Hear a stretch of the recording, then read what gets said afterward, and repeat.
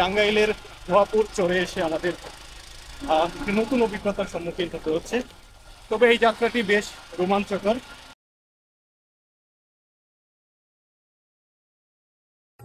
হেমন্তের কুয়াশা মাখানো সকাল, শীত মানেই যেন গরম ভাপা পিঠা। গ্রামের মা চাচিদের হাতে বানানো গরম ভাপার স্বাদ মুখে লেগে থাকার মতো। শীত জেঁকে বসেছে বাংলার গ্রামগুলোতে। ঠান্ডা আর কুয়াশাকে পাশ কাটিয়ে আমাদের নিরলস ছুটে চলা। নলিন বাজার, ভুয়াপুরের কর্মচঞ্চল এক ঘাটের বাজার। যমুনার গোটাবিশেক চরের মানুষের প্রধান বাজার এই নলিন হাট। চরে উৎপাদিত সবজি বিক্রি করতে এসেছে চরের কৃষকেরা। উৎপাদিত পণ্য বিক্রি করে বাজার সদাই করে বাড়ি ফিরছে কেউ কেউ। চাল, ডাল, তেলের মতো গৃহস্থলী পণ্য থেকে শুরু করে ঘর বানানোর জিনিসপত্র, যার যেটা প্রয়োজন কিনে নিয়ে বাড়ি ফিরছে কৃষকেরা। জমি থেকে তুলে আনা মূলার গায়ে লেগে থাকা মাটি ছাড়ানো হচ্ছে পরম যত্নে। চর থেকে তুলে আনা মূলা শাক চলে যাবে টাঙ্গাইল এবং রাজধানী ঢাকায়। যাত্রী বোঝাই করে ছেড়ে যাচ্ছে নৌকা, কেউ আবার তড়িঘড়ি করে উঠছে নৌকায়। মাথা আর হাতে সপ্তাহের বাজার। চর থেকে গঞ্জে আসা কষ্টসাধ্য হওয়ায় চরের মানুষেরা 1 অথবা 2 সপ্তাহের বাজার করে একসাথে।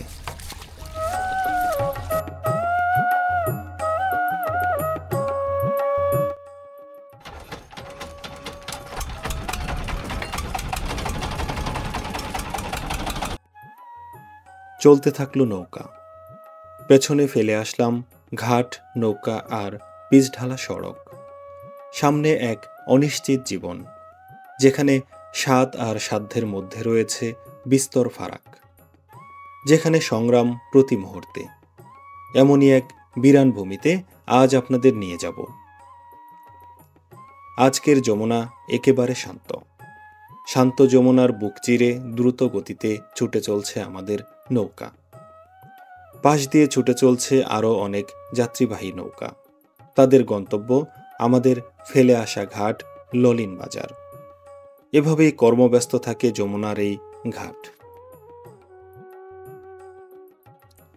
যমুনার বুকে চলতে চলতে উপভোগ করছিলাম এর স্নিগ্ধতা।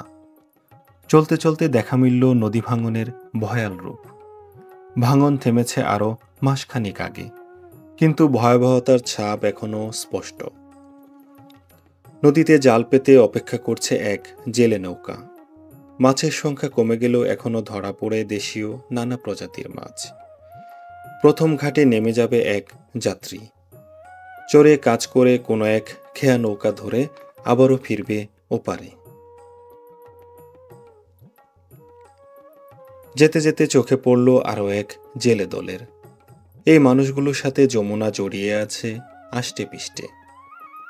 যমুনার মূলধারা ছেড়ে আমাদের নৌকা এবার প্রবেশ করল ছোট এক নালায়। আমাদের বুঝতে বাকি রইল না আমরা ঘাটের খুব কাছাকাছি চলে এসেছি। ঘাটে ভিড়ার আগে হাঁসের দলের এমন দুরন্তপনা দেখতে মন্দ লাগছে না। নৌকা ঘাটে ভিড়ার সাথে সাথে আমাদের সাথে যারা এসেছিল তারা প্রস্তুতি নিচ্ছে নেমে যাওয়ার। কারোর মাথায় বাজার সদাই, কারোর বা হাতে, আবার কেউ বা মাথায় করে নিয়ে যাচ্ছে খাঁচা। এই খাঁচাটি কিনে নিয়ে এসেছে দূরের ললিন বাজার থেকে। এভাবেই চরের মানুষেরা নৌকা থেকে ছেড়ে হাঁটা দিল যে যার গন্তব্যের উদ্দেশ্যে। সকাল সকাল যে মানুষগুলো উৎপাদিত সবজি নিয়ে হাটে গিয়েছিল তারাই ফিরছে আমাদের সাথে। আসসালামু আলাইকুম কাকা, গরু কোথায় নিয়ে যান? পিকনা হাটে। আজকে কি পিকনা হাটবার? আচ্ছা, পিকনা হাট তো অনেক বড় হাট। এই গরুটার দাম কেমন চাইতেছেন? 1.5 লাখ। বয়স কেমন গরুর? 2 দাঁত। এখনো তো ইয়া হয় নাই, ভরে নাই এটা না? আচ্ছা আচ্ছা, ঠিক আছে, যান তাহলে। আশা করি বিক্রি হয়ে যাবে, গরু সুন্দর আছে। এই টানবি এই ঘরে না এই কয়ও না তুমি গরু বাড়ি নিয়ে পড়াবো না গরুর মাথা নষ্ট। প্রিয় বন্ধুরা, আসসালামু আলাইকুম। আশা করি সকলে ভালো আছেন। এই মুহূর্তে আমরা আছি টাঙ্গাইল জেলার ভুয়াপুর উপজেলার অর্জুনা ইউনিয়নের চর শিশুয়াতে। এক অপরূপ প্রাকৃতিক রূপবৈচিত্র্যে ভরপুর এই চর শিশুয়া। সেই সাথে আজ আমরা আপনাদের দেখানোর চেষ্টা করব এই অঞ্চলের মানুষের সহজ সরল জীবনযাপন। চর শিশুয়ার গ্রামীণ মেঠোপথ ধরে আমরা হেঁটে চলছি এক বসতি থেকে আরেক বসতির দিকে। পথে হাঁটতে হাঁটতে দুধারে আমাদের চোখে পড়ছে ধান ক্ষেত। ধানগুলোতে মাত্রই থুর আসতে শুরু করেছে। কিছুদিন পরেই সোনালি ধানে ভরে উঠবে এই চরাঞ্চল। মেঠোপথ দিয়ে দু একটি মোটর সাইকেল চলাচল করছে যাত্রী নিয়ে। এখান থেকে ঘাট যেহেতু অনেকটা দূরে অবস্থিত, তাই তো ঘাট থেকে মানুষ আসা যাওয়া করতে এভাবেই মোটর সাইকেলের উপর নির্ভরশীল। কেউ পায়ে হেঁটে, কেউ মোটর সাইকেল নিয়ে এভাবেই ঘাট পাড়ে যাতায়াত করে এই অঞ্চলের মানুষ। দূরে আমরা দেখতে পাচ্ছি দুইজন ভাই গবাদি পশু নিয়ে আসছে। আমরা তাদের সাথেও একটু কথা বলার চেষ্টা করব। আসসালামু আলাইকুম। কোথায় নিয়ে যান এটা ভাই? ও, হাটে নিয়ে যাবেন। কেমন দাম চাইতেছেন এটার? 60-65 না? দেশি গরু তো একদম। এই চরে যে সবজিগুলো ভালো জন্মে তার মধ্যে অন্যতম হলো মূলা। এই মূলা স্থানীয় চাহিদা পূরণ করে চলে যায় রাজধানী ঢাকায়। আমরা চর শিশুয়াতে এসে লক্ষ্য করলাম এখানকার মানুষেরা শীতকালীন বিভিন্ন ধরনের সবজির চাষ করছে। তেমনি এক বয়োজ্যেষ্ঠ কাকার সাথে আমাদের দেখা হলো। কাকা, আসসালামু আলাইকুম। ওয়ালাইকুম আসসালাম। কেমন আছেন কাকা? আলহামদুলিল্লাহ, ভালো রাখছে। এখানে কি লাগাইছেন কাকা? এখানে পেঁয়াজ আর মরিচ লাগাইছি। পেঁয়াজ আর মরিচ। জি। যে মাঝখানে এগুলা কি মূলা নাকি? হ্যাঁ, মূলা আছে। আচ্ছা আচ্ছা। কতটুকু জমি লাগাইছেন এবার? জমি এখানে আছে 7-8 করা, আর ওইদিকে আছে 8 পাহির মতো। আচ্ছা আচ্ছা। তার মানে প্রতি বছরই আবাদ মৌসুম করেন। আমরা ললিন ঘাটে দেখলাম অনেক মূলা। এই মূলাগুলা কি আপনাদের এই চর থেকেও যায়? জি, আমাদের এই চর থেকে যায়। এই চর থেকেই যায় না? তো এবার মূলা চাষিরা কেমন দাম পাচ্ছে? মোটামুটি ভালোই হয়েছে। মোটামুটি খরচ উঠে লাভবান হবে তো না? জাগরে বৃষ্টি বাদলে কোনো নষ্ট হয় না, তারা লাভবান হবে। আর জাগরে ওই যে আগে অনেক বৃষ্টি হয়েছে, ওই বৃষ্টিতে নষ্ট হয়ে গেছে। আচ্ছা আচ্ছা। চর শিশুয়ার মানুষের ব্যস্ততা যেন সারা বছর লেগেই থাকে। আমরা ওদিকেই দেখলাম শীতকালীন সবজির আবাদ, আবার এখানেই শুকানো হচ্ছে ধান। এই মানুষগুলো বছরের প্রতিটা সময় বিভিন্ন ধরনের ফসল উৎপাদন করে থাকে, যার কারণে চরে আপনি যে সময়ই আসেন সেই সময়ই বিভিন্ন ধরনের সবজি বা অন্য অন্য ফসলের দেখা পাবেন। চর শিশুয়াতে আবাদ হচ্ছে মূলার। আমরা বয়োজ্যেষ্ঠ যে চাচার সাথে কথা বললাম, তার মুখে আমরা যতটুকু শুনতে পেলাম এই চর শিশুয়া থেকেই যে মূলাগুলো ললিন বাজারে যায় এগুলো টাঙ্গাইল এবং ঢাকায় পৌঁছে যায়। চরের এ সকল উর্বর জমিতে মূলা সহ বিভিন্ন ধরনের শীতকালীন সবজির চাষ হয়, যার কিছুটা চিত্র আমরা এই ঘাটপাড়ে এসেই দেখতে পেলাম। এখান থেকে চরের আরেকটি প্রান্তে যেতে হলে আমাদের যেতে হবে মোটর সাইকেলে চেপে। এখান থেকে বেশ কিছুটা দূরে হওয়ায় আমরা উঠে পড়লাম মোটর সাইকেলে। ভাই কি প্রতিদিনই ক্যাব দেন নাকি? হ্যাঁ ভাই। কেমন মানুষ যাতায়াত করে প্রতিদিন? মানুষ তো সবসময় এক সমান হয় না। যেমন আমগুর এলাকার মানুষ বুয়াপুর টাঙ্গাইল সেদিক বাজার ঘাটে যাইতেছে, একটু বেশি। এখান থেকে মানুষ তো বেশিরভাগ ভুয়াপুর ওদিকে যাতায়াত করে। হ্যাঁ, আপুর ডিস্ট্রিক্ট গুলো টাঙ্গাইল। কোনো কাজকর্ম থাকলে বুয়াপুর টাঙ্গাইল যেতে হয়। এখান থেকে ঘাট পার হতে তো আর টাঙ্গাইল যেতে বেশি সময় লাগে না। না, নৌকাতে নামলে তো বেশি সময় লাগে না। আমরা এমনই এক প্রত্যন্ত চরে যেখান থেকে আমরা যেদিকেই যাই আমাদের পার হতে হবে যমুনা নদী। আমরা ঠিক ওরকমই আরেকটা জায়গায় যাচ্ছি। মোটর সাইকেলে চেপে, এবং আপনাদের দেখানোর চেষ্টা করব নদী পাড়ের মানুষের সহজ সরল চলাফেরা এবং এখানকার কর্মব্যস্ততা। গ্রামীণ মেঠু পথ, মাটির রাস্তার দুপাশেই ফসলি জমির মাঝখান দিয়ে যে মেঠু পথটি চলে গেছে সেই পথ ধরেই আমরা যাব। আসসালামু আলাইকুম কাকা, কেমন আছেন? জি আলহামদুলিল্লাহ। কোথায় গেছিলেন কাকা? এই দাগে গেছিলাম। দাগে কি আবাদ করছেন? ধান। ধান আবাদ করছেন। শীতকালীন সবজি লাগান নাই আপনি? না সবজি মূলা করেন নাই না? না। আপনাদের এখানে দেখলাম তো মূলা, বেগুন, পেঁয়াজ পেঁয়াজ প্রচুর মরিচ, জন্মে। হ্যাঁ। কাকার বাড়ি তো এই চরেই, এই স্যার এই দক্ষিণে দক্ষিণে। পুরোটা রাস্তা কি হেঁটে যাবেন? জাহাঙ্গীর। এতটুক হাঁটাহাঁটি করতে বয়স হয়ে গেছে, কষ্ট হয় না এখন?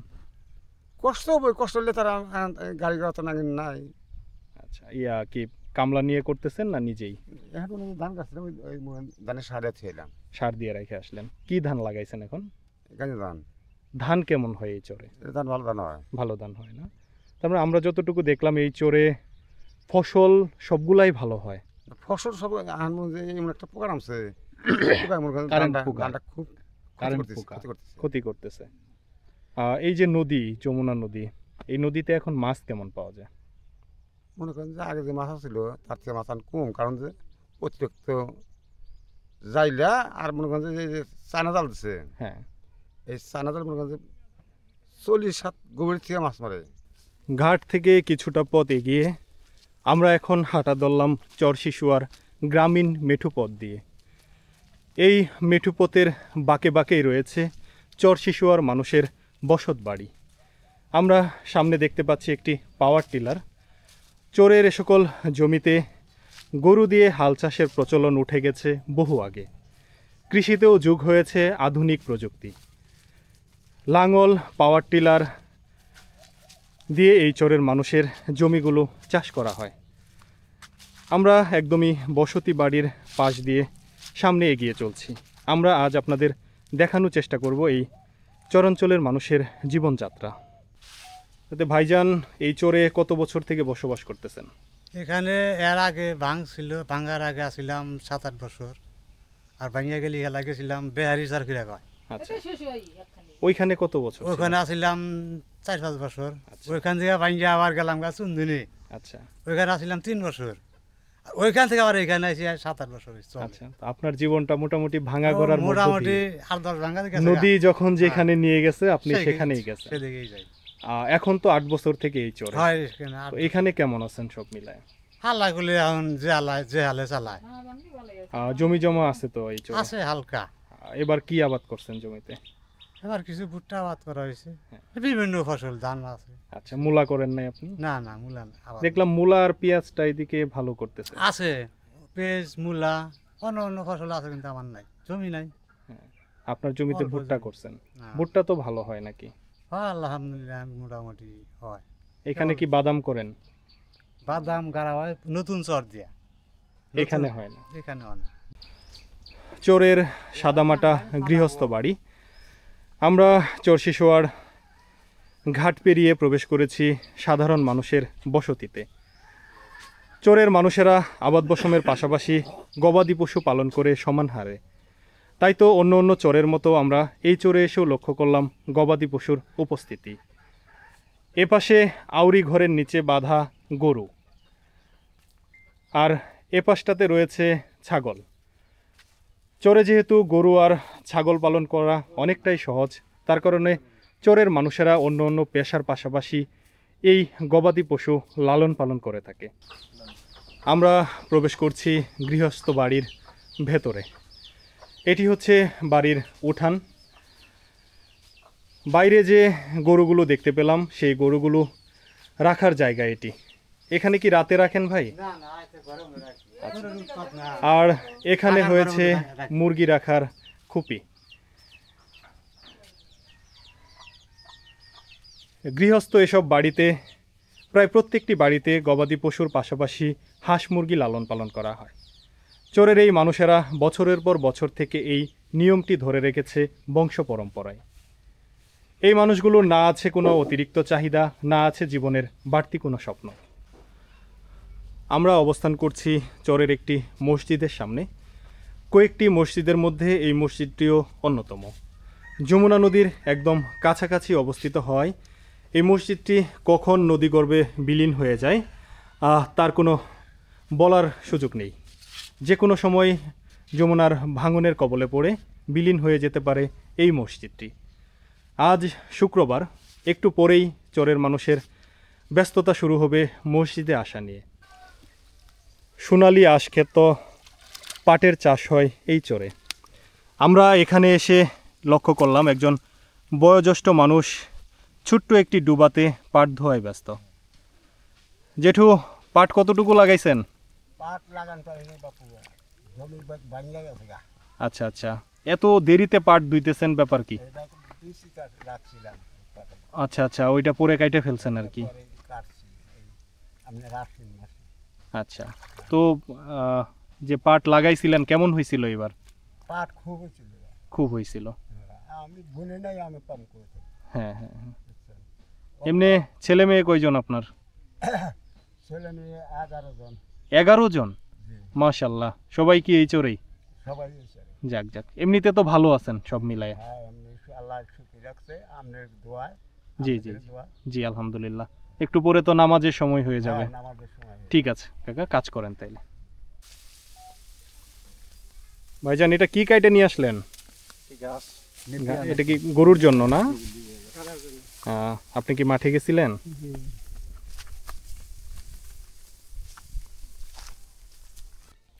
সামনে রাখা ট্রাক্টর। কৃষিতেও আধুনিকায়ন শুরু হয়ে গেছে বাংলাদেশে, যার কিছুটা ছাপ পড়েছে এ সকল চরাঞ্চলে। দূর দূরান্ত থেকে ট্রাক্টর এসে এই চরের সবুজ উর্বর ভূমিতে চাষ করে থাকে। এই ট্রাক্টরগুলো প্রায় সারা বছরই এই চরে অবস্থান করে। যখন যে ফসল ফলানো হয়, সেই ফসলের জন্য যে চাষগুলো দেওয়া হয়, সেগুলো দেওয়া হয় এ সকল ট্রাক্টর দিয়ে। কৃষিতে উন্নয়নের ফলে জীবনযাত্রা যেমন সহজ হয়েছে, একই সাথে সময় কমেছে কৃষির চাষাবাদে। চরের সবুজ তৃণভূমিতে ঘাস খেয়ে ক্ষুধা নিবারণ করছে এক গরু। চরের মানুষেরা খড়ের পাশাপাশি অনেকাংশেই নির্ভরশীল চরের সকল ঘাসের ওপর। এই ঘাসগুলো আছে বলেই চরের মানুষ সাহস করে গবাদি পশু লালন পালন করতে পারে।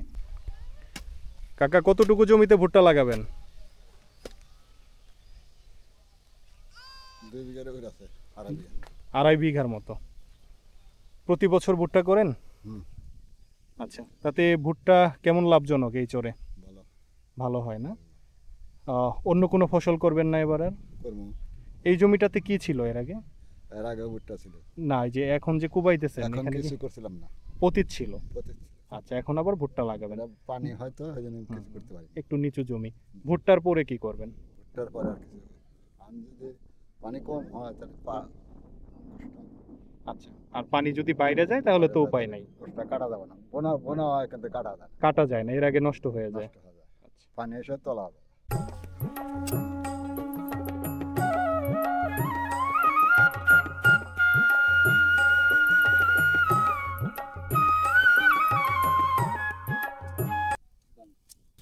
আমরা এমনই এক মিঠু পথ ধরে হাঁটছি, যার দুপাশে বিস্তীর্ণ ফসলি জমি।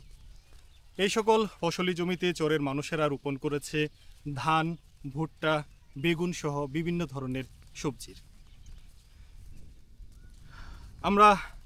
আমার সাথে আছে বাইজিৎ, ছোট ভাই। বাইজিৎ, এই চর শিশুয়াতে এসে তোমার কেমন লাগছে? না, সত্যি প্রাকৃতিক সৌন্দর্যের মানে এক কথায় ভরপুর, যথেষ্ট সুন্দর। আর এই জনপদের মানুষরা যথেষ্ট অতিথিপরায়ণ, অনেক ভালো। এক ছবির মতো সুন্দর চর শিশুয়া। চরের এ প্রান্তে এসে লক্ষ্য করলাম আমরা এক মৌমাছির খামার। স্থানীয় এক কৃষকের উদ্যোগে এখানে গড়ে উঠেছে একটি মৌমাছির খামার। আর কিছুদিন পরেই চরে শুরু হবে সরিষার আবাদ। তখন এই খামারগুলো থেকে মাছিরা সংগ্রহ করবে সরিষার মধু। আমরা কাছে যেতে একটু ভয় পাচ্ছি, যার কারণে দূরে থেকেই ফুটেজটি আমাদের কভার করতে হচ্ছে। আমাদের মৌমাছি বা তার কাছাকাছি যাওয়ার কোনো অভিজ্ঞতা নেই, তাই আমরা কোনো ধরনের অপ্রীতিকর ঘটনার সম্মুখীন হতে চাই না। তবে স্থানীয় এই মানুষের উদ্যোগটি আমাদের ভালো লেগেছে। এখানে অস্থায়ী একটি দোকান দেখতে পাচ্ছি। অবশেষে আমরা নৌকা ধরতে পেরেছি। এ সকল চরে একটি নৌকা মিস করা মানে পরবর্তী আরেকটা নৌকা পর্যন্ত অপেক্ষা করা, সেটিও এক সুদীর্ঘ যাত্রা। আমরা সামনের খেয়া নৌকাটি অবশেষে ধরতে পেরেছি। এই নৌকাটি প্রায় ছেড়েই যাচ্ছিল, আমরা দূর থেকে ডাক দিয়ে কোনো রকম আটকিয়েছি। আজকের মতো আমরা বিদায় নিচ্ছি দুর্গম এই চর থেকে। দেখা হবে নতুন কোনো ভিডিওতে, নতুন কোনো জায়গায়। সে পর্যন্ত সকলে ভালো থাকবেন, সুস্থ থাকবেন। আল্লাহ হাফেজ।